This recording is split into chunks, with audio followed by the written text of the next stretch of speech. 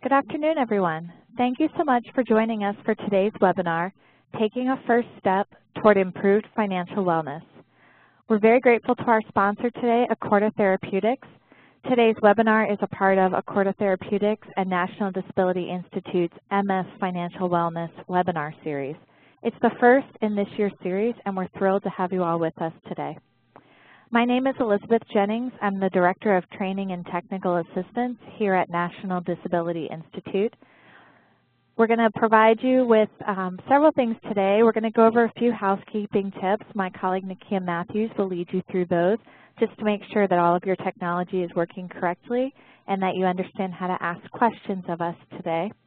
Then we're going to give you a few slides on the overview of the Financial Wellness Survey that we did a few years ago and the importance of economic empowerment for all people, specifically looking at the importance of it for folks on the line with MS, individuals with disabilities, and all other folks with disabilities. We're going to hear from Marlene Ware with the National Foundation for Debt Management on steps you can take toward improved financial wellness. And then we like to end each webinar with a few next steps that you can take just to help to put some of what you've learned into action and give you some reminders and a timeline for moving forward. Nakia, I'd like to ask you to provide us with a few housekeeping tips, please. Good afternoon, everyone. The audio for today's webinar is being broadcast through your computer. Please make sure that your speakers are turned on or your headphones are plugged in. You can control the audio broadcast via the audio broadcast panel, and if you accidentally close this panel or if the sound stops, you can reopen it by going to the top menu, Communicate, and Join Audio Broadcast. If you do not have sound capabilities on your computer or you prefer to listen to the webinar by phone, you can dial either the toll or the toll-free number that you see here and enter the meeting code. And note that you do not need to enter an attendee ID. Real-time captioning is provided during this webinar. The captions can be found in the Media Viewer panel, which appears in the lower right-hand corner of the webinar platform. If you'd like to make the Media Viewer panel larger, you can do so by minimizing some of the other panels above it, like chat or Q&A. And conversely, if you do not need the captions, you can minimize the Media Viewer panel. Like Elizabeth said, there will be a question and answer portion at the end of the webinar. Please send any questions that you have during the course of the webinar to either me, Nakia Matthews, or to Elizabeth Jennings, and we will answer those questions for you. If you are listening by phone and not logged into the web portion, you may also ask questions by emailing Elizabeth directly at ejennings@ndi-inc.org.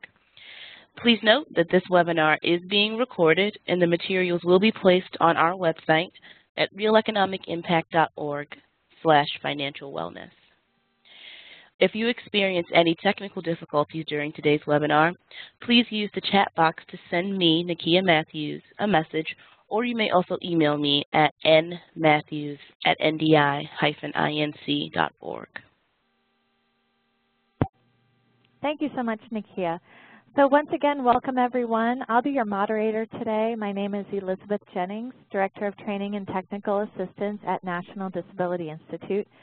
Since it's a new year, I just want to take a moment to let folks on the line, if you're new to National Disability Institute, we're the first in the country organization to focus on a better financial future for individuals with disabilities, and we provide training and technical assistance across the country to individuals with disabilities, to disability service providers, and to service providers within the asset building community, as well as providing policy suggestions at the federal level, all towards making sure that individuals have access to the kinds of services and supports they need to improve their financial wellness. We're very happy you're here to join us today, and we want to thank again our sponsor, Accorda Therapeutics, whose funding makes the MS Financial Wellness Series possible. So what is financial wellness? We define financial wellness as the state of a person's finances with the intent of working towards financial behaviors that limit stress and the impact of stress on one's daily life. For folks on the line who are individuals with MS, you know that limiting stress in your daily life can be not only important to your mind, but also to the health of your body. And we would argue that taking a closer look at your finances can help to eliminate some of that stress. When we talk about financial wellness, we talk about multiple areas of financial capability: being financially literate, accessing affordable financial services, utilizing favorable tax provisions, budgeting, understanding your public benefit rules, building and maintaining assets, accessing available health care subsidies, and understanding the impact of work on long-term disability. We're going to touch on all of these things, almost all of them, throughout the series this year, so we hope you'll join us each month over the next several months to learn more information about all of these different areas of financial wellness. We at National Disability Institute focus on individuals with disabilities because the poverty rate is incredibly high. For individuals without disabilities, about 12.8% of people lived below the poverty level back when the U.S. Census Bureau did the 2010 American Community Survey. For individuals with disabilities, the rate was more than 2 times that, about 27.3%. For millions of working-age adults with disabilities, a dependence on public benefits for income, health care, food, and housing becomes a trap that requires limiting income to remain eligible. Anyone on the line who currently receives or is working with individuals who receive means-tested benefits like Supplemental Security Income or Social Security's SSI program, you know that the rules can be quite confusing and can give the message that you really have to limit your income and your savings in order to remain eligible. We at National Disability Institute have several programs that we can offer folks to help them better understand these benefit rules, and we'll have a webinar on Social Security disability insurance during this webinar series. When we launched the series a few years ago, we did a study to better understand the financial wellness of people with MS across the country. We did this with our partners at MSAA, and we had some great findings that we want to share with you to launch off today's event. About half of the households who responded earn less than $35,000 annually.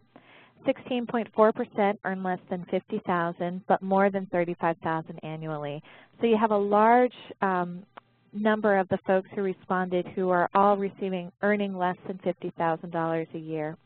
When asked about the ability to pay all of their bills in a typical month, 32% reported having a very difficult time paying their bills, and almost 47% reported a somewhat difficult time. Also, 43% of respondents reported that their financial status has affected their ability to access medical care at some point. And perhaps in the future we might see some shift to this with some of the new health care rules, but at the time that's a pretty high percentage of people who need medical care but are having limited access due to their finances. We also learned that almost 72% of those who responded do not have enough savings to cover 3 months' expenses.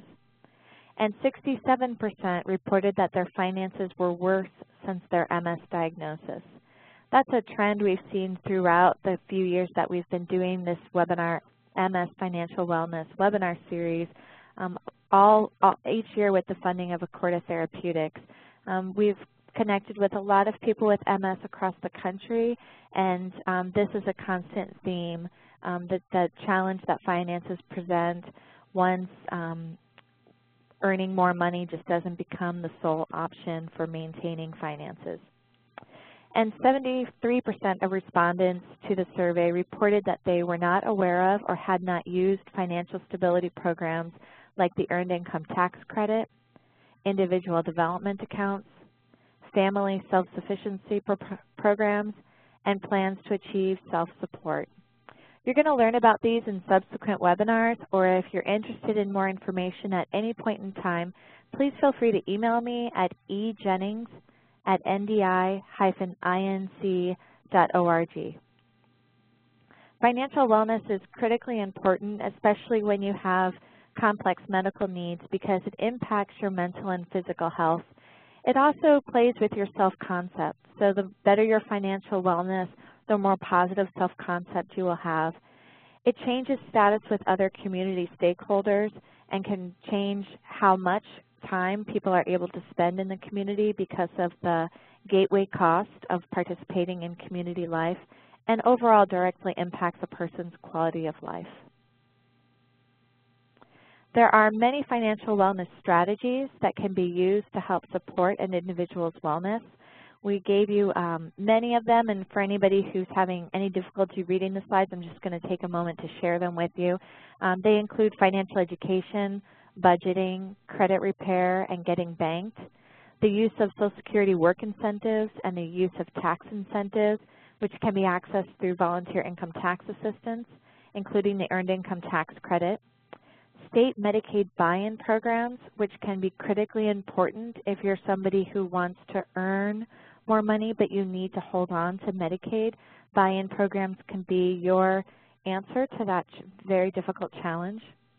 Family self-sufficiency programs, individual development accounts, assistive technology loans, student loans, and retirement accounts. Post-secondary education, employment, self-employment, microenterprise, and home ownership. And then resources that can help you when you run into trouble accessing any of these other strategies, like protection and advocacy services for people with disabilities, taxpayer advocates, credit counseling services, volunteer income tax assistance, and benefits planning projects. Again, we have information on all of these different strategies available. We're going to talk about several of them over the next few webinars, but if you ever want more information, please feel free to reach out to us at any point in time. It is my great honor today to introduce you to Marlene Ware, the Director of Financial Stability with the National Foundation for Debt Management. Marlene has been a great partner to us here at National Disability Institute and helped us last year with a small financial coaching pilot specifically for people with MS, supported by Accorda Therapeutics. Marlene was able to support individuals in identifying their goals and achieving some of them in a relatively short period of time as people received one-on-one financial coaching with her. So thank you, Marlene, so much for joining us today. We really appreciate your time and talent. Thank you. I'm happy to be here. This is what I love to do. I don't necessarily always have the answers for every situation, but my heart is certainly in it. And I did enjoy and have ongoing relationships with those folks that I coached a while back, and I'm coaching another group right now. And in my mind, that is what works. I do an awful lot of work with Habitat for Humanity, and some of the people that I coach with Habitat for Humanity, I may coach for 3 years to get them where they need to be, but it works. Eventually it works because I have the buy-in and the folks that I'm coaching have the buy-in. And I'm a credit counselor, so that helps too. I am a credit counselor. I roll up my sleeves every day and sit at kitchen tables and look at credit reports and create budgets and applaud successes. And aside from me, there's an awful lot of really smart folks out there talking about financial wellness. There's folks out there talking about how to diet and lose weight. There's folks out there talking about exercising and smoking plans to stop smoking. Anything that we want to do, there's a robust group of really smart experts out there. But if the experts have the answers, if all of those people that write the books and they're on TV, if they have the answers, then why are we not prepared for our financial futures? And why are we an obese nation? And why are we not the healthiest country in the world? And I believe it's because the experts can't make us change our behaviors. Nobody can make us do what we're not ready to do. And that is it. And that's what I've seen over the last 9 years. When someone is ready to change a behavior that may be causing them to not be financially as fit as they would like to be, then it works. I need to lose weight. Okay, I'm just going to throw it out there. I need to lose weight, but I really like to snack at night. That's a behavior I need to change, and I could do it. I could eat carrots at night instead of chocolate ice cream, but I'm not ready to do that. I have a class reunion coming up, and I will at some point start eating carrots instead of chocolate ice cream because my behavior needs to change, because I'm going to be with a bunch of people that are probably doing the same thing, and I want to look as good as they look. So I will change my behavior. It may be brief.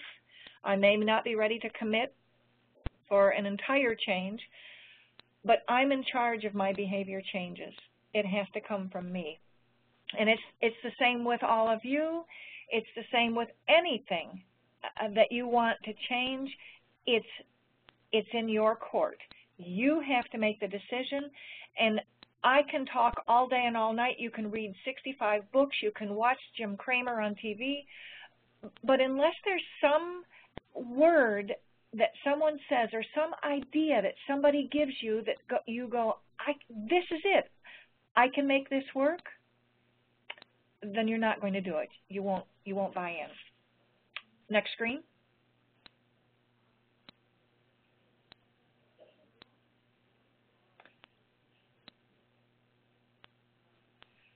Okay, so that's it. I'm not the boss of you. You are the owner of your own financial wellness. I can offer all kinds of suggestions. I can offer ideas that may work, but if you don't own them, that's just it. I'm not going to stop eating chocolate ice cream until it's important for me to stop eating chocolate ice cream. Same with you. If there are things, and I'm presuming here that there may be some things that you're doing that you could do better, and that's a presumption on my part, but if there are some things that would make it easier for you to manage your financial wellness, then you will find them. Dave Ramsey and Susie Orman and Jim Cramer and Jean Chatzky and all those folks have really successful careers, and their careers were built on giving financial advice. And they tell us, they've got it all written down. They tell us how to be successful.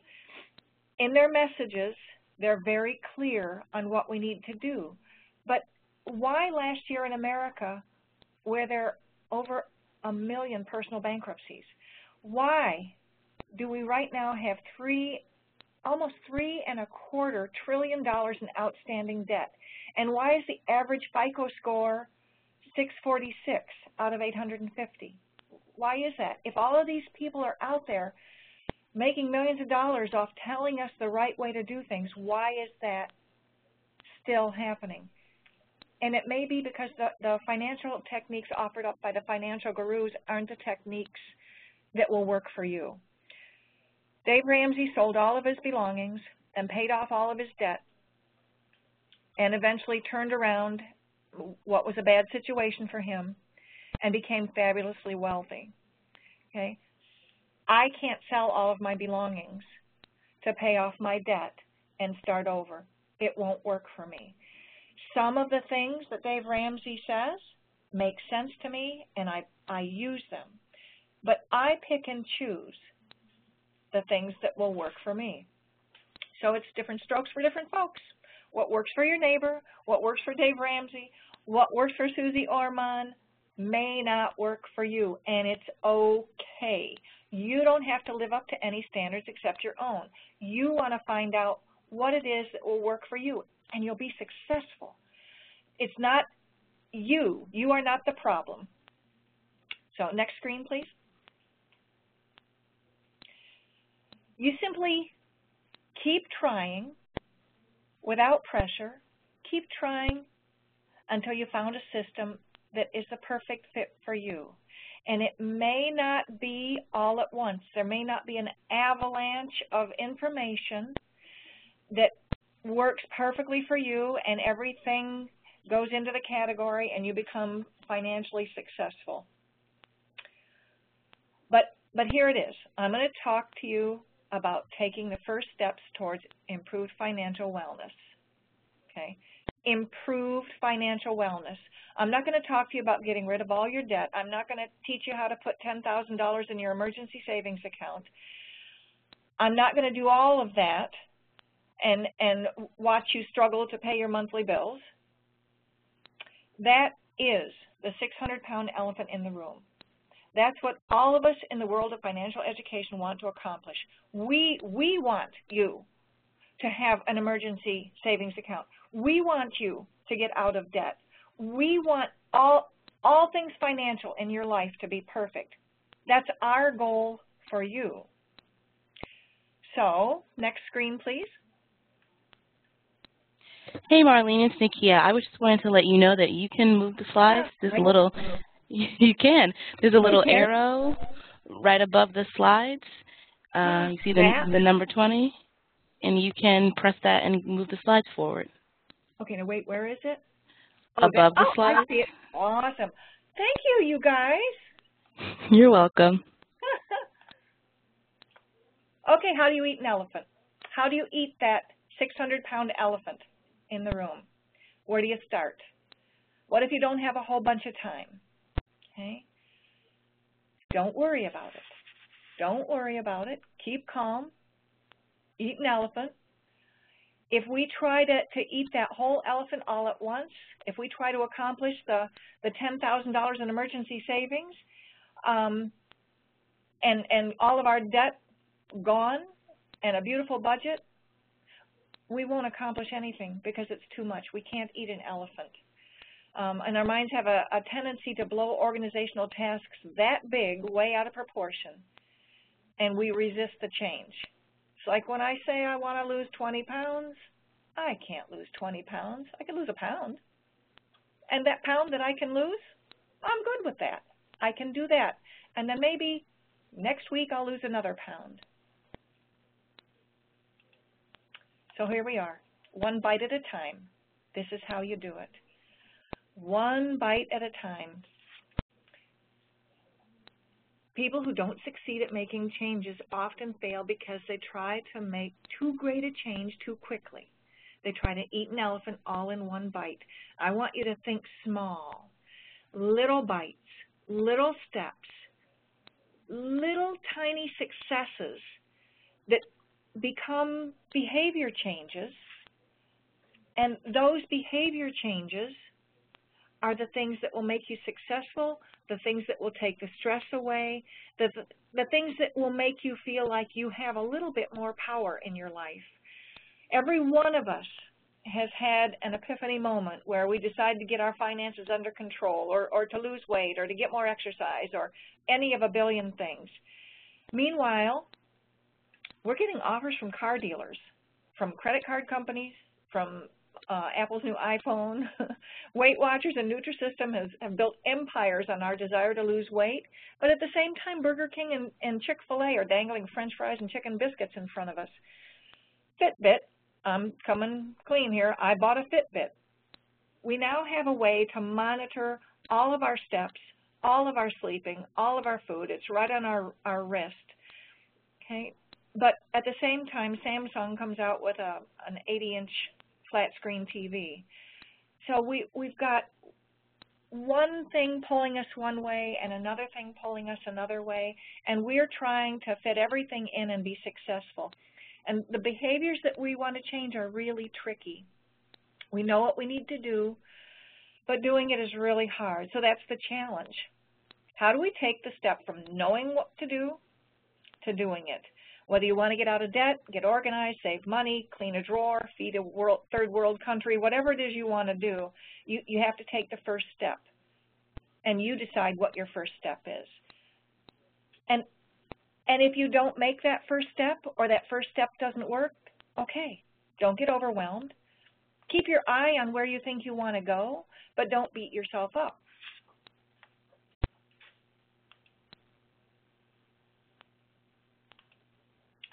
So the first bite, that's always the hardest. It's making the decision.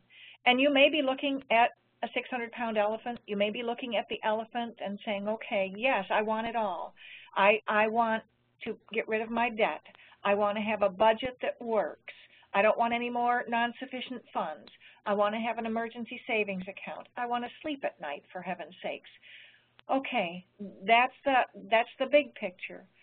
But this isn't a race to that end. And this can be a long journey, a short journey, but you are in charge. This is your trip. This is your journey. You have the roadmap. And if you take a wrong turn, then just look at your map and find your way back. And it's okay. It's okay to do that. So let's start this trip, my trip. Come with me for just a minute on a trip to financial wellness. Remember, I'm driving this bus, and I have my map. Maybe my map came from AAA, okay? But maybe you got your map from Google Maps, and maybe Google Maps has 4 different routes that you could take. Some are short, some are long and scenic. So you create your map in your head while I'm talking. And I know I get a little excited about this, and people laugh at me because I do get really excited about financial wellness stuff.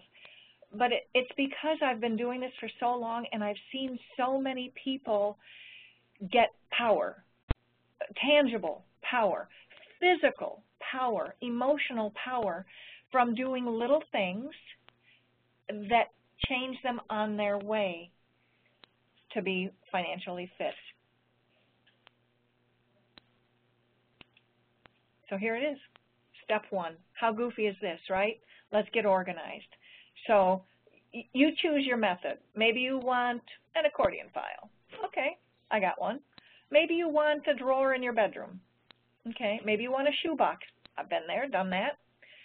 Maybe you want a file cabinet. Oh, I have one of those too. Okay, it's whatever works for you. Choose your method, but you have to have a place to put your paperwork.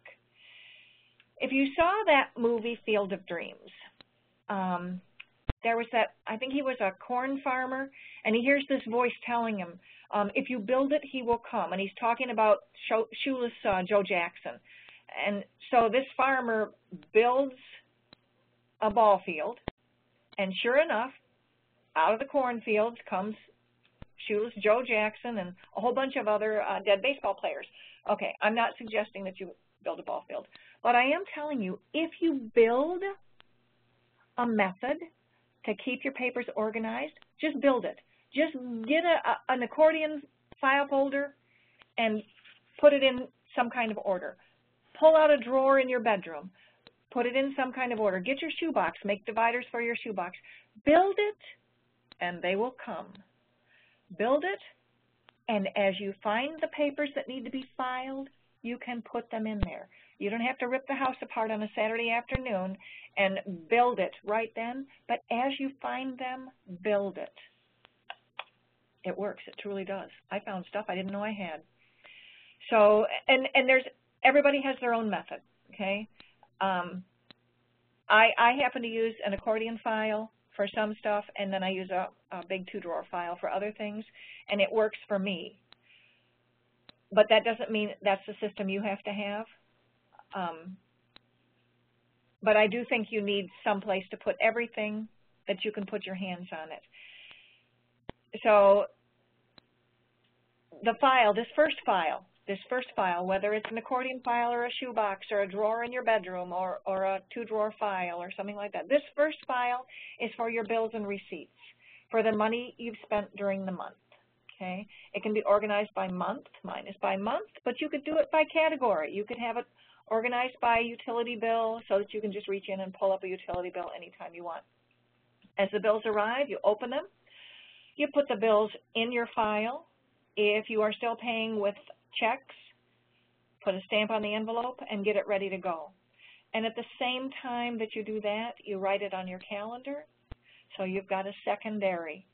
So not everyone is paying their bills by check, and some of you may not be banked. You may be getting money orders. Whatever your method is, make it work for you. And after you pay something, make sure that you put the receipt. So if this month your utility bill is due next week, pay it, cross it off the calendar, put the receipt that you have paid it in your file box, and you're all set. You've accomplished one thing. It may not be huge, but you've accomplished something. You've done something to move yourself forward. not everybody is using paper. I only pay one bill a month with a check. Everything else is electronic. That works for me. I still work with an awful lot of people who are nervous about paying their bills online, and that's okay too. Whatever works for you. So if you're going paperless and everything is done electronically, you still need a backup system. So even if your memory has never failed, it's still a good idea to have a visual reminder of your bills, okay? So, and a place to keep receipts. I cannot tell you how important it is to save receipts. When you buy stuff during the month, take the receipt. I don't know if you've noticed this, but now they're asking you, do you want the receipt? Well, yeah, I want the receipt. And if you go to get gas, you have the option to take the receipt or not take the receipt. Take the receipt, because at some point you want to make sure that what's in your checkbook balance is accurate with the receipts that you've got. It's a balancing thing, and it's actually kind of fun if you want to look at all the money you spent.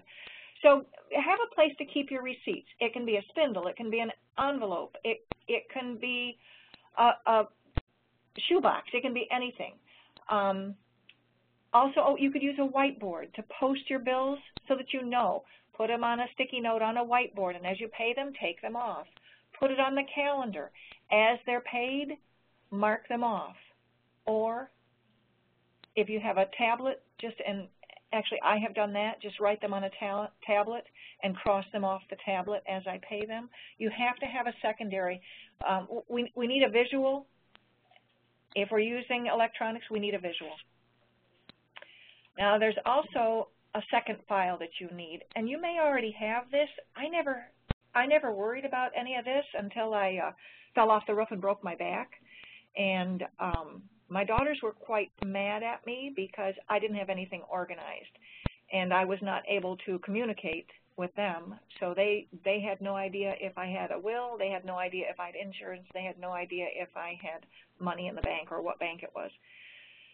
So since that time, I have learned the importance of keeping important papers and documents. And when I go out and speak to deploying military, I remind them of this, because we don't know from day to day who may have to access our information. So this is just in my mind, a real basic idea of the things that you need. My important papers and documents, the way I do it, I've got them in an accordion file, and then I also scanned them all and put them on a flash drive that my oldest daughter has. So I have my important papers and documents, and my oldest daughter has my important papers and documents. It's just a little bit of a security measure for me, because there's no one else living in my house to monitor. So somebody else has it, my daughter has it. But these are just basic things: Social Security cards, bank accounts. If you have online accounts and you have a website and a user ID and password, put that in a little notebook and keep that in case you are, like I was, unable to pay my bills because I was in the hospital. Somebody, if you're in the hospital, can pay your bills for you because they would have access to the website, the user ID, and the password. I think this is as important as keeping your bills organized. And again, if you build this, they will come. I don't know how everybody else is, but I had paperwork all over the place. Once I built my accordion file, on a day when I had a few minutes, I would go through and find a few things and put it in. But you can't eat an elephant all in one bite. This was a big elephant for me because I had lived many years without monitoring my paperwork. Now, there is a third file you might want to consider. I don't own a home right now, so I don't have a whole lot of paperwork. I used to have appliances and lawnmowers and all of those kinds of things that had warranties and instruction guides and receipts. I don't have as much of that anymore, but I do keep a file still with any warranties, like my watch. I have a warranty on my watch. I also have the receipt for when I bought it. I have a new TV. I've got the warranty and the instruction guide for that. My computer, same thing. I keep receipts. I keep warranties, because you never know when you may have to use it. My Fitbit broke. I couldn't make my Fitbit work, but I had my receipt and I had the paperwork, so I called Fitbit and they walked me through it. If I had thrown it away like I used to do, I would just be putting my Fitbit in a drawer and wouldn't be using it anymore, and that's $100 wasted. Keep your tax returns. If you're filing tax returns, keep them for at least 3 years. And marriage certificate and divorce decree. Geez, I hate to even put that in the same sentence, but I got both. So there might be others out there with both, but at the very least, keep that information because you don't know when you'll need it. Here in Florida, we have to, when we renew our driver's license, we have to prove that we had a name change. And the way we prove we had a name change if we're female is we have our marriage certificate that proves I changed my name. And there may be other states that are doing the same thing. So you might want 3 files. You might want 1 file for your bills. You might want 1 file for your important papers and documents. You might want another file to keep your tax returns and warranties and that. Or you could put this all in 1 2-drawer file and make it really easy. It's your call. But do consider getting all of the paper clutter organized together in one place. Makes it a lot easier. Now I'm going to talk about something nobody likes to talk about this with me, keeping track of your money. Okay, but this is part of the whole financial wellness thing. You have to watch your money. If you're not watching it, somebody else will. You need to know how much is coming in, how much is going out. I am positive you have a handle on the coming in, but you may not have a handle on the going out. And sometimes this is really basic, and sometimes it's more difficult. Sometimes it feels like when you do a budget that somebody's trying to put you on a financial diet, and that's not it at all. And I would never suggest anyone go on a diet. I certainly wouldn't do it. But you have to monitor your money. So I'm not going to tell you to make a spending plan. That's been a very popular thing to say, let's make a spending plan. I don't want you to have a spending plan. I just think that's wrong psychologically. I want you to have a budget. I want you to be deliberate. I want you to use whatever method you want, whatever budget floats your boat. There's a ton of them out there on the internet. I use all different kinds. There's lots of budgets. Pick a budget that you like. Create your own budget, but make a budget. It's a deliberate plan for where your money has to go, and then you track it. You track it, and if you have a goal, it makes it so much easier to attain a goal if you know exactly how much money is coming in and how much has to go out. That being said, I'm a big fan of technology. This is an area that I really like technology, and I love apps. On my phone, I have a Mint app. In the Mint app itself, I have a budget. And you can't really see the budget well on the phone, but on my computer I can see it. I can click on my budget and I can see exactly how much money I have spent. It is based on my debit card usage. So if I'm using my debit card willy-nilly like most of us do, I'm going to have things show up on my budget that I didn't plan for. A Mint is probably my favorite, and it's easy to use. But when I was doing a search on the most popular apps of this type, Level Money came in real high, and so did Budget Ease. But these are your call. There's free budgeting tools out there, and what you want them to do, you want them to show your bottom line, how much money you have in your bank account, and then you want to look at your bank account. You want to see your savings account, and then you want to be able to look at your savings account. If you have a 401k, you want to see your 401k. If you have a credit card, same thing. You want to be able to look at all of it, but then you also want to look at your budget and see where your money is going. I look at my app every single day. Without fail, I look at it every single day. Even though I look at it every single day, I did end up having somebody hack me, and before I caught on to what was going on, somebody was taking $16.99 a month out of my checking account. As soon as I saw it, as soon as I got on the phone with Bank of America, we figured it out after like an hour. But if I was only looking at my statement once a month, I would not have caught it. So it's a good idea to use electronics and apps and stuff like that if you want to. But one way or another, I believe you need a budget. But this is what I hear often. I don't need no stinking budget. I'm good. I look at my balances every day. I'm good. I work with people on a daily basis that they still use their debit card until they can't use their debit card anymore. I work with people that have overdraft protection on their account so that they can overdraft. Can I tell you that's a bad idea? You don't want overdraft protection because you want to be able to control your money well enough that you don't overdraft.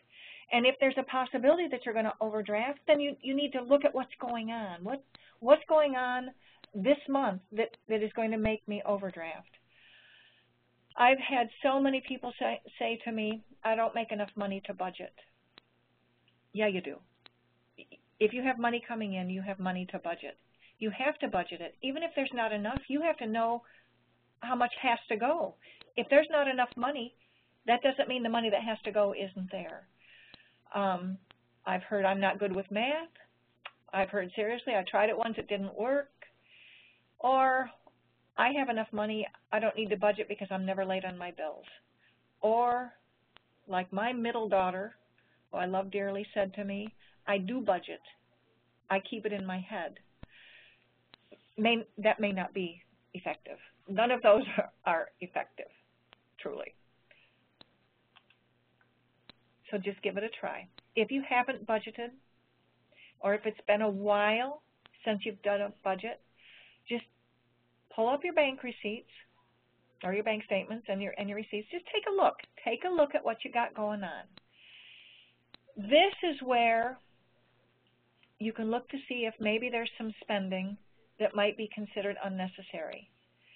And you can check your debit card spending. And let me tell you, there's a woman up in Brooklyn that I was coaching for a while, and we did a budget together remotely. You know, I gave her a budget to work on, and she worked on it. She got it back to me, and sure enough, she was right. She had no money. She had nothing. There wasn't a nickel to spare. So then just on an off chance, I said, well, do you think, Nancy, that you could look at your debit card spending? Could you write down all of your debit card spending that you see on your bank statement for the month? Just write it down and take a look at it. And so she did that exercise for me. She wrote down her debit card spending, and sure enough, there was about $300 that she was spending on her debit card in a month.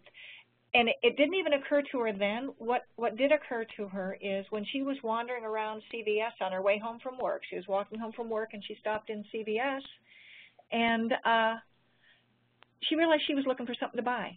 She was just walking around CVS looking for something to buy. And that's when the light came on for her. And after that point, she understood budgeting, and she bought in. She bought into the whole budgeting thing. But it had to be on her terms.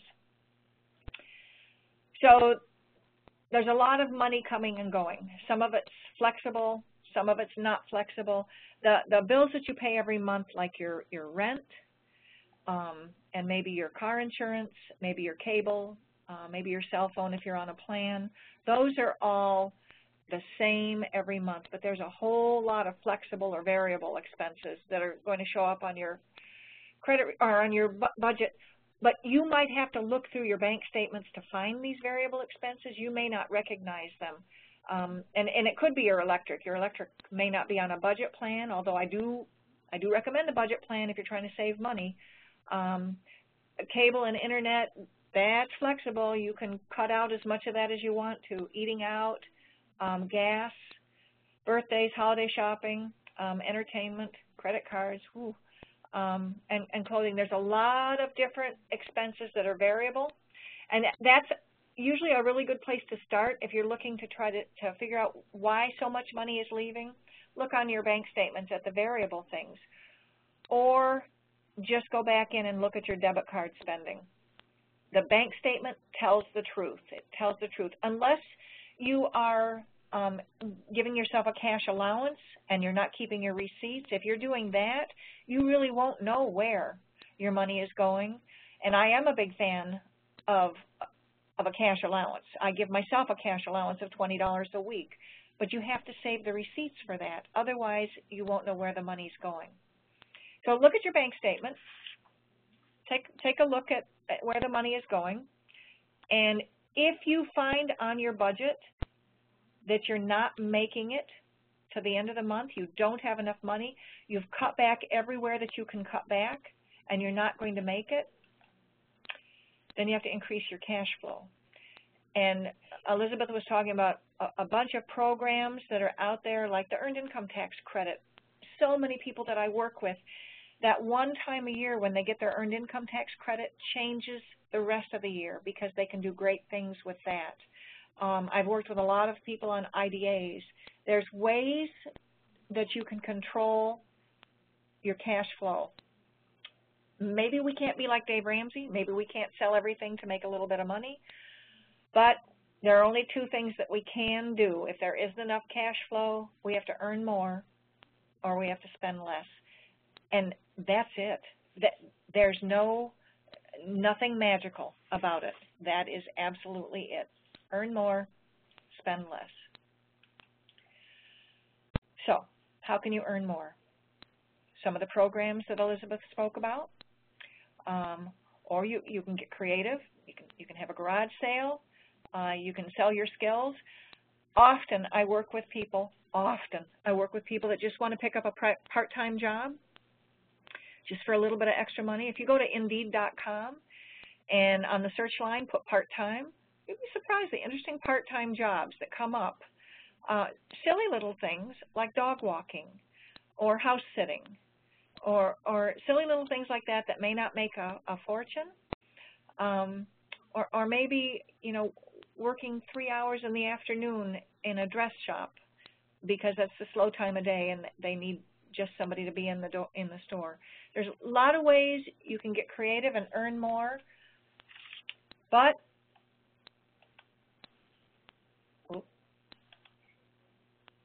you may have to spend less. And the spending less is the hard part. So you have to stick to your budget, the budget that you've created, your budget. I think giving yourself a cash allowance, like the old envelope system, where you look at your budget and you say, okay, for groceries this month, we have $200. Now, you may be using food stamps.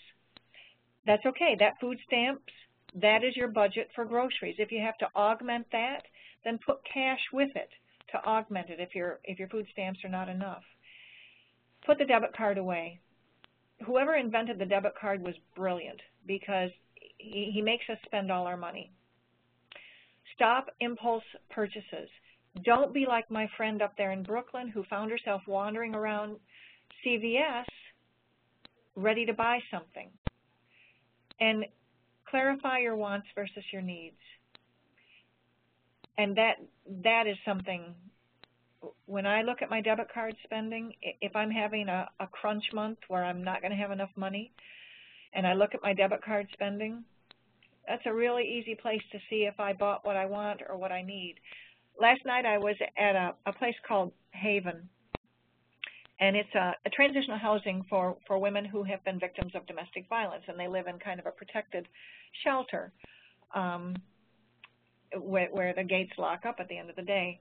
But this young woman who has one child and no car, she uses a bicycle. She took her bicycle and her son over to a Walmart to do a little bit of shopping, and on the way back she went by a local gym, well-known local gym, and they were outside the gym. They, really well-built young men, were out there trying to get people to sign up a contract for the gym. And this young woman has no need to sign up for a gym, but they talked so well, and they said the things to her that she wanted to hear, and you know what? Before they were finished with her, she had given them her check number, her account number, and she had signed up. They said that in 3 days they would take the money out of her account. That's today. Today they're going to take the money out of her account. I spoke to her last night, and I said, no, that was an impulse. They worked on you and made you buy that. So she was supposed to today call her bank and stop payment on that and then go tell them that she did not want to have the contract. I don't know if she did, and she may get quiet. I may never know. Stop the impulse purchases. When you're purchasing something that's an impulse, think hard. And even like when you get your groceries. When you get your groceries and you've got your cart and you're just about ready to check out, look in your grocery cart. Are there flaming hot Cheetos in there? And were the flaming hot Cheetos on your list? Maybe not. Look to see if there's something in the cart that you can put back, wants versus needs. And credit cards. Don't carry your credit cards unless you plan to use them. Plan means it's something that you have budgeted for, that you're going to get, that you have a plan for it. So be careful with your credit cards. In fact, can I just tell you, I would say stop using credit. And I know we need it. And it's a factor in my life. When I buy a plane ticket to go see my kids, I use a credit card. Sometimes I have to buy Christmas gifts on Amazon because I haven't gotten it done quickly enough, and now my feet are in the fire, I've got to buy them. So I understand. That doesn't mean you can't have a PayPal account. You absolutely could have a PayPal account and have that PayPal account come right out of your checking account. You could do that. But it's typically that we use credit cards. So credit cards are not money. As much as we feel like they're money, they're not money. Debit cards are money. That's where the problem starts with debit cards. Credit cards are not money. Credit cards are loans. They are high-interest loans. And credit cards are tools to improve your credit, but they are also the tools to ruin your credit. And so many people that I work with that are trying to buy homes or are getting collection notices, it's the credit cards that have done it to them. And this is what I always say, credit is a wonderful servant, but it's a terrible master. Don't be in a situation where your credit card is master over you. And let me show you. I started using this little chart with high school kids because I felt like high school kids that were going to be going into college didn't understand this whole credit card thing. It does feel like money. When you're young, it feels like money. Yeah, I can go get pizza. I've got a credit card. But look at this. This is the minimum payment trap. I got these numbers right off of bankrate.com. I go to Bankrate all the time. They have wonderful calculators in there. So this particular calculator that I used, I said that someone had a $1,000 credit card balance. The interest was 28%. Yes, that's high. Is it incredible? Not so much. And this particular credit card, the minimum payment is calculated on 2.5% of the balance owed. There's more than one way to calculate the minimum balance. Some credit cards are 4% of the balance owed. That would be the credit card that is paid down faster. 2.5% of the balance owed pays down slower. So this is a slow to pay down card. So here you are, your first month, you can do this. You only have to pay $25 because $25 is the minimum payment on a $1,000 credit card. The interest on that payment is $23.33. That's the interest. You paid on your principal $1.67. Crazy, right? So you've paid down your card by $1.67 even though you gave them $25. 6 months later, you're still doing the right thing. You're making your minimum payment.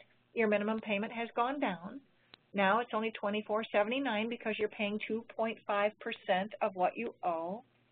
The interest on that payment is $23.14. The principal has now dropped. The principal is $1.65. In 6 months, you've paid your card down by $10. Now let's flash forward to 240 months. It's 20 years. 20 years you're paying on this card.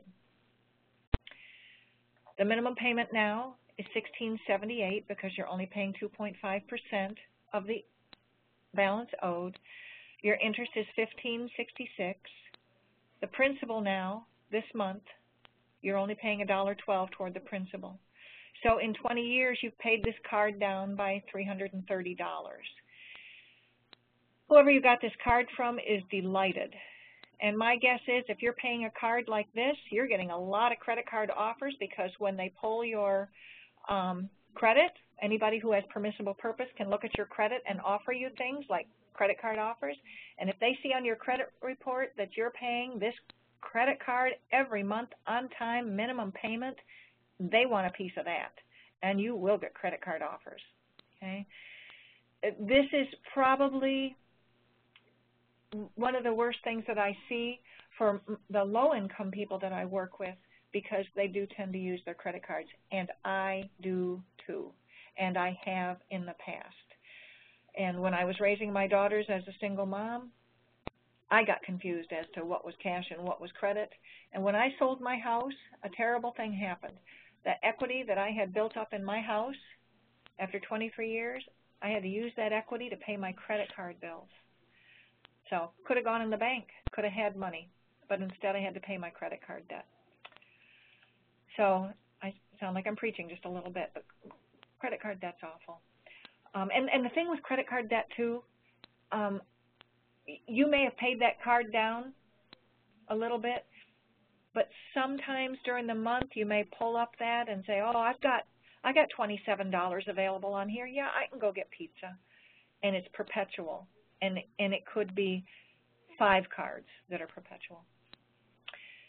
So if you have credit card debt, if you have unsecured loans, if you have something like that going on, just try to reduce it the best way that you can. And a lot of us have debt. I have debt.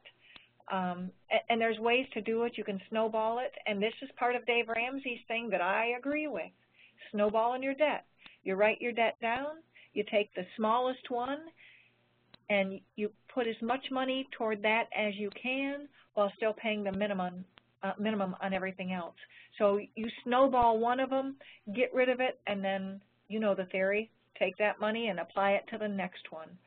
And that has nothing to do with interest rates. That has to do with the size of the debt. Avalanching your debt is another way. You pay off the one with the highest interest first. But it's a little bit like a diet. I think avalanching your debt is a little bit like a diet.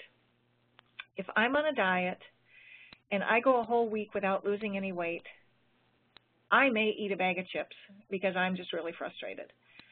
And that's when you avalanche your debt, you're paying off the largest interest first. And it may take a while before you see any activity, even though you're paying as much as you can. The interest rate is so high, it takes a while. And you may give up. Debt management is where a company, like my company, would take your debt, get the interest rates reduced, have you send one payment a month to cover all of them, and then the debt management company pays all of the debts for you. You're not taking out a new loan. You're just having somebody manage the debt for you.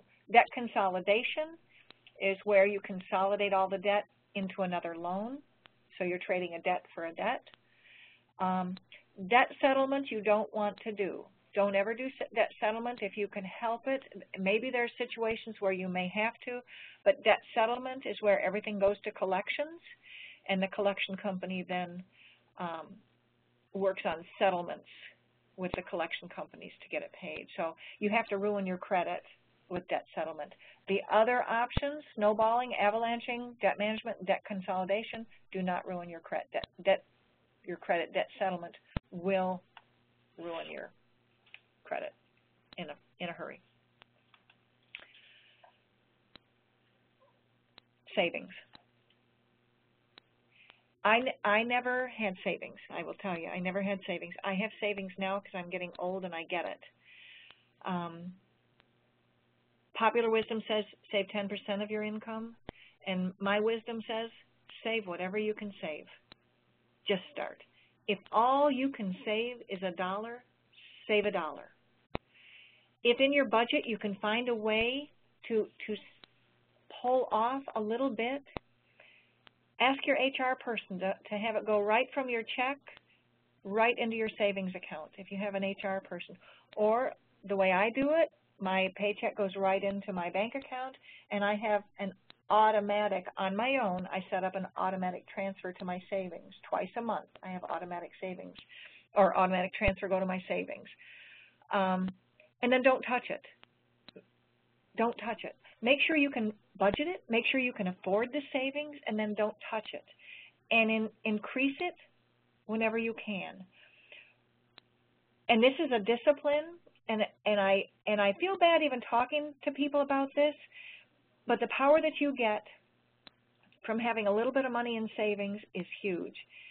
Even if all you can get in a savings account is $500, that is $500. That could be tires on your car. That could be a new muffler. $500 is a lot. Yes, you want to strive to have 3 months worth of savings. You bet you do. And I'm working on that, and I've been working on that. I will tell you, I've been working on that for 4 years. Do I have 3 months of income saved? No, I do not. Am I close? I am getting close. And when I reach that goal, I'm not going to stop. I'm going to start another savings account, and I'm going to keep putting money in savings. There's no resting. This is too big. There's too much at stake.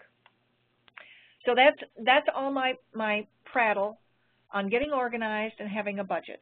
You've heard it all before. You've heard it 30 times before. But maybe there was one thing that I said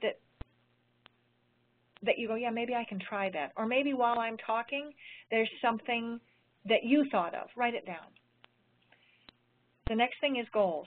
Why would you do all this without having a goal? What is your goal? Is it to have an emergency savings? Is it to pay off your debt? So write your goal down where it's tangible, you can see it, make sure it's realistic and manageable. Break it down to a bunch of little steps, and if you miss a step, that's okay. Pick it up as soon as you can. And don't make your goal an all or nothing, like I'm going to win the lottery and pay off my, no, you're not going to win the lottery. Make your goal something that you can do.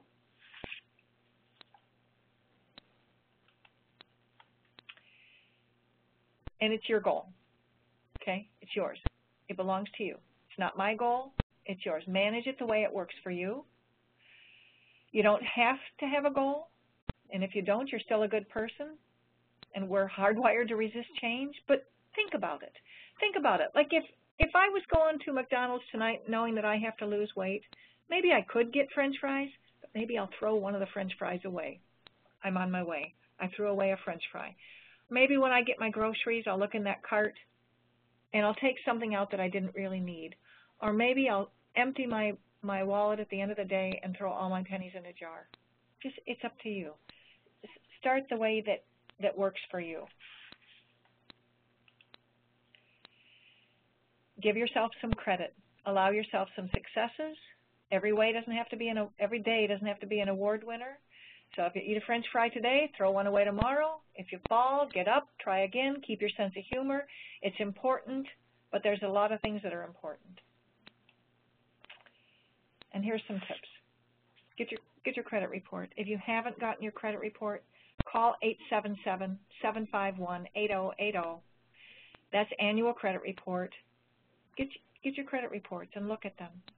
And by the way, they sell your credit reports. Experian, Equifax, and TransUnion are for-profit. They sell your credit reports. You don't want them selling your credit reports. Call 888-567-8688. That's the opt-out number. And for 5 years, they won't sell you. For 5 years, you will be invisible. You won't get credit card offers. You won't get marketing sales calls. You will be invisible. It tells you on your credit report that they sell you, but we never read that far in our credit report. So call 888-567-8688. Do it for you. Tell your parents, tell your sisters, tell your brothers. Let's stop all this marketing. It's crazy. And monitor yourself. Monitor your own credit. You can do it. You can pay somebody to do it, but you can do it yourself. If you go to credit.com, and some of you have seen the commercials for creditkarma.com, credit.com looks at your Experian. It looks at your Experian credit report, and it tells you what you're doing right and what you're doing wrong. It gives you your score, and it gives you the 5 areas that impact you. Your Experian credit report. Credit Karma looks at your TransUnion. Go ahead and sign up with Credit Karma. Look at your TransUnion. Let them tell you the same thing, your score, what you're doing right, what you're doing wrong. Also, once you have a username and password and you have those accounts, if someone tries to pull your credit, they will send you an email saying someone just tried to pull your credit or there was an inquiry on your credit. If you're not making an inquiry, now you know that you need to make a phone call to Experian or TransUnion to find out who made the inquiry. If you don't know the number, nobody knows the number because they're not listed. But if you go to a little-known website that I'm going to let you in on my big secret, there's a website called gethuman.com, gethuman, G-E-T, human.com.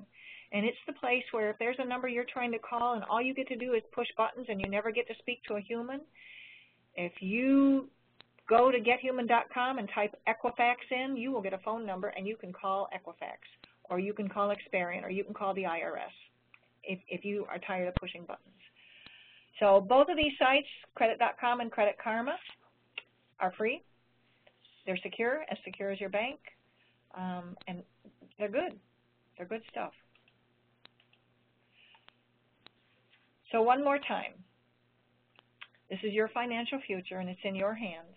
Organize your paper clutter, create a budget, stop impulse spending, make saving a habit, reduce your debt, use cash, set reachable goals, all of these, some of these, one of these, whatever works for you. It's yours. This is your elephant to eat. So eat the bites you want to eat and move yourself forward as quickly or as slowly as you want to.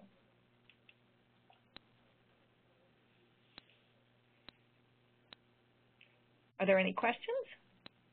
Thank you so much, Marlene. That was a really great overview. You know, your advice is so simple and so practical. And I have to say, sometimes I think, oh, I've heard Marlene. I've already got all this. But each time I'm reminded of how important it is to utilize these tools every day and to really treat it like a lifestyle change and not just something I'll do for a short period of time. And I have to say, I learn something new every day. Your access to the number to opt out and your secret gethuman.com are things I'm going to start using. So thank you so much. You're welcome.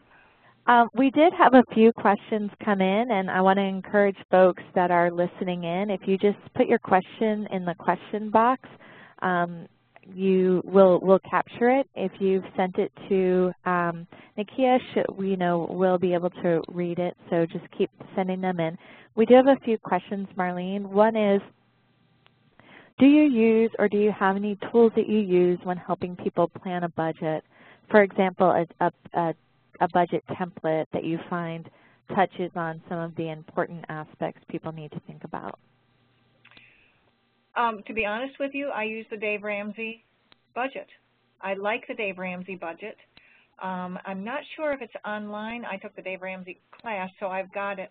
But there are so many good budgets online, and if you just do a search, you will find one that works for you. The thing that you need to have in your budget, though, is as many things as you have on your bank statement, as many places as your money is going, you need to be able to represent that on your budget. So budgets are pretty individual. And for those of you that are joining us today, we'll be launching an e-learning course that Marlene helped us create called A Zero Balance Budget. It's going to be launched here likely next month, so if you did sign up to receive information from us, we'll be sure to send it out to you.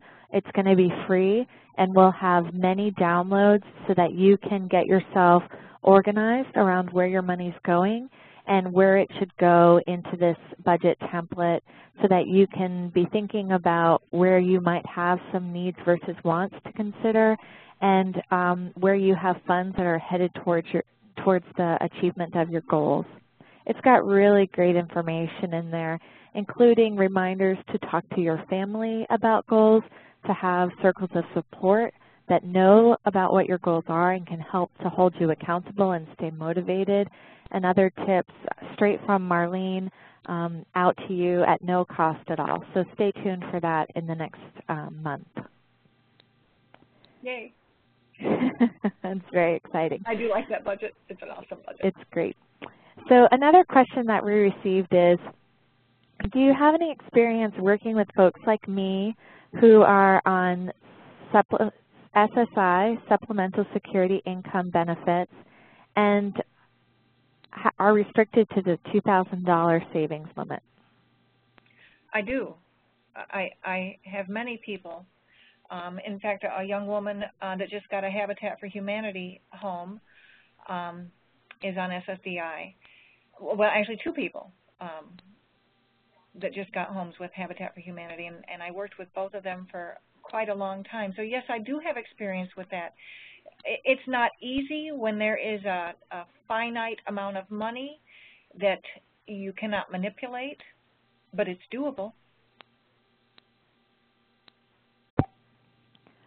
Thank you, Marlene.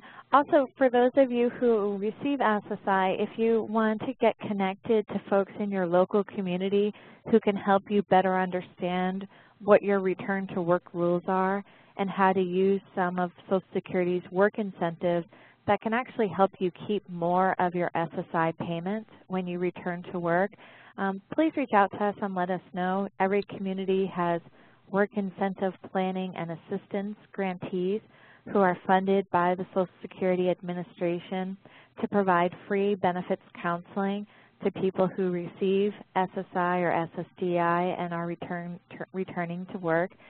Many times these organizations are housed at places like Centers for Independent Living, who also provide additional assistance on budgeting and managing your money. So there are several services that are available in your local community that you may not be tapping into and could be of great benefit to you. I also want to take a minute to note that there are several protected savings opportunities that people can participate in. If you live in public housing, your public housing office may offer the Family Self-Sufficiency Program, which allows you to save money towards a goal that will not impact your SSI.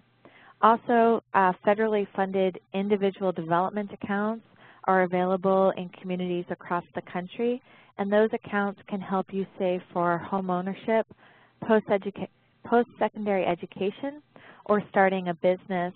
And again, those accounts do not count against your public benefits resource limits. So there are some opportunities that you can look at. Others that you do have to buy into, like pooled trusts. But if you're in the listening audience and you want more information on any of those opportunities, please just send us an email here at NDI. We'd be happy to provide you with some of that information. Before we go on to the next question, several of you have messaged in to ask if the slides will be available and if you can get a copy of the slides. Nakia put in the chat box how to download today's slides, so please check the chat box. Also, we'll have an archive of this webinar posted to our site, and we'll send you out a notice of that in about a week. Okay, so another person asked, Marlene, I have a question that I'm not sure if you can address. I have a checking and savings account at a well-known bank in my state, and they want me to do my banking online. I can't afford a computer or the software. Have you seen this, and do you have any guidance for me? I haven't seen that, and I'm assuming that they do not want to give you paper statements any longer. And I think that is the trend. I think that is where we're going. And I don't have any experience with it, but boy, I'll tell you what, I think I would demand paper statements. I don't know if you can, but that's what I would do. Thanks, Marlene. There's also, for those of you who haven't been made aware yet, there's a federal office, well, there's a new office at the federal level called the Consumer Financial Protection Bureau, and they are there to do just what their name says. They're there to provide consumers financial protection. And they have a way that you can submit a complaint. So you can submit a complaint about a bank, a banking service. You can do it almost about anything related to finances. And you can go to that website. Nakia, if you wouldn't mind putting in the box, it's www.consumerfinance.gov/complaints. It's actually incredibly important if you're experiencing a challenge in using any financial services that you do submit complaints to CFPB. Only by having people who have reached out to them and told their story can CFPB create the kind of financial services regulations that are going to ensure that all of us as consumers have the protections that we should have as we go out into the financial services marketplace. So I hope that that person is still on the line and that you will submit a complaint at www.consumerfinance.gov/complaint. And in considering what your complaint was, let me also give you the phone number. The phone number is 855-411-2372.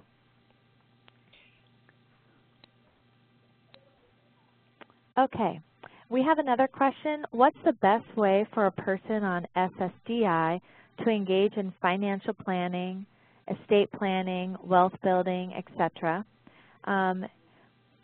The individual says, oh, I'm so sorry. It's a little bit, sometimes the questions are a little bit challenging to understand. They said that there's a unique set of circumstances are taken into consideration without having certain public interest groups adversely impact advice given. Let's stick with the top of the question, Marlene. So what's the best way for a person on SSDI to engage in financial planning, estate building, and wealth building? And before you answer, I just want to remind everyone on the line that if you receive SSDI, which is Social Security Disability Insurance, your SSDI benefit does not have an asset limit to it, but you may receive other public benefits that do. So I just want to make sure folks are keeping that in mind. It's not the SSDI benefit, but if you also get SSI or you also qualify for your state's Medicaid program or some other public benefit, that may be where an asset limit is coming in and some specific consideration and planning may be necessary. And because I am a credit counselor, not a financial planner, I always defer back to if you are working on wealth building or estate planning or anything like that, it starts back with the organization and the budget and learning where your money is going and then taking the money that you can set aside. I'm also a big fan of home ownership. Even in this day and age, I'm a big fan of home ownership, whether it's first-time home buyer or Habitat for Humanity and many, many people that think they cannot be homeowners can be homeowners with the Habitat for Humanity program. And that is we have to live someplace, and if we're in a location that we want to stay there, go online and look up Habitat for Humanity in your community and see what the income guidelines are. But here where I am in Pinellas County, Florida, we are able to get people on SSDI and SSI in Habitat homes. The income level is low enough. So I would always start with a budget. I would not invest money that I am not sure where I'm investing it. You hire somebody to do that for you. And I would think about home ownership. Great, thanks, Marlene. So another question that's come in is,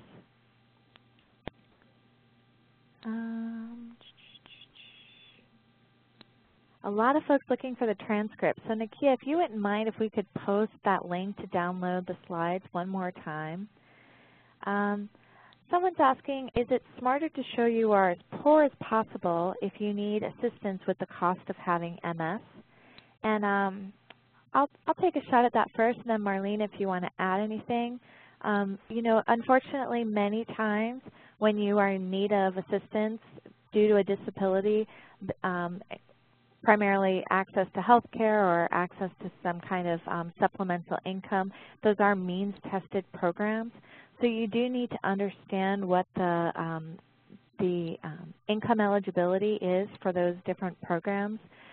It's really important that folks are aware of Medicaid buy-in programs in their state. One of the key things you want to consider doing as a person who has a new healthcare challenge like MS is to look at utilizing all the tools that are available to stay on the job as long as possible. And there are many tools available. If you're not sure what those are, again, please email into us. We'll be happy to provide some guidance.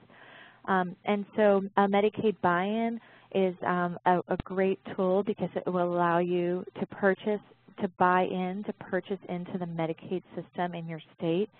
So it encourages you to work, and it doesn't have the same low-level income guidelines that some other programs will have. So it's the kind of language as poor as possible is not language that I would use, but I would definitely say you want to make sure you are aware of what the income and eligibility guidelines are, and that you understand also what different programs, how they define the word disability, and what kind of things you'll need to show to meet that definition. Marlene, I don't know if you have anything to add to that. I have nothing to add. That was awesome. Okay, thanks. Also, somebody asked, is SSDI income taxable, and is long-term disability income taxable? So I know half of the answer to that question. So I will tell you, SSDI, is your SSDI taxable? It's not a very black and white answer. It really depends on your other earnings and your whether or not you're filing with someone else. So there are links on IRS's website to better understand this. But more important than that, there are services available in your community to get your taxes done for free. And those tax volunteers are certified by the IRS. It's called Volunteer Income Tax Assistance, or VITA. And also there's My Free Taxes, which you can Google online. My Free Taxes is available virtually. So if you feel pretty competent doing your taxes, but you do have some specific questions, you may find that My Free Taxes is a free solution that can be helpful to you. Now, Marlene, I know you're pretty good with the volunteer tax stuff. I don't know if you want to add anything.